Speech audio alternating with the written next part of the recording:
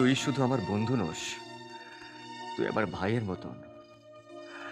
তোর কিছু হয়ে গেলে আমি শেষ হয়ে যাব। আমি জানি তুই নিজে মরে আমাকে বাঁচাবি। অরুণ, অরুণ! দেবা, দেবা, তুই?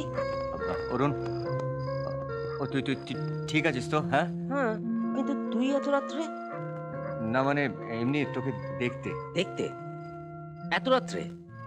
হুম, চল ভেতরে চল। হ্যাঁ, শোন না শোন না, হ্যাঁ এখন থাক, আমি যাই। আরে, হ্যাঁ অরুণ, ওমা দেবা, এত রাতে তুই?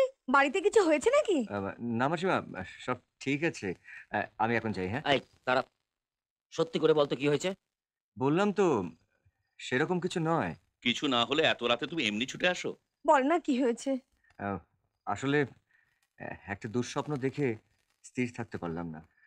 দেখলাম যে রাস্তায় অরুণের সঙ্গে কিছু ছেলের গন্ডগোল হচ্ছে, আর তার মধ্যে থেকে একটি ছেলে অরুণকে সোট দিয়ে মারছে। ও, সকালে ওকে বলেছিলাম রাস্তায় কিছু মেয়েদের টিস করা নিয়ে কিছু ছেলের সাথে আমার কথা কাটাকাটি হয়েছে, আর উনি সেটাকে মহাভারত বানিয়ে স্বপ্ন দেখে ফেললেন যে তারা আমায় খুন করতে আসছে। সত্যি দেবা, তুই না একটা জিনিয়াস।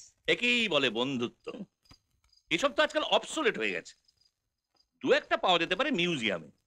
হ্যাঁ, বন্ধুত্ব ছিল বুঝলে আমাদের কলেজ লাইফে। এত রাতে তুমি তোমার ওই রেডিও এফএমটা চালিও না। হুম, এই দেবা, শোন, এত রাতে আর বাড়ি যাস না, এখানেই শুয়ে পড়। হুম, চল। চলো।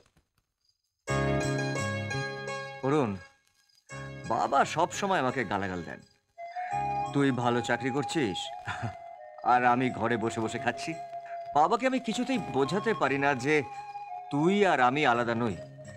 তোর ভালো কিছু হলে আমার যে কত আনন্দ হয়।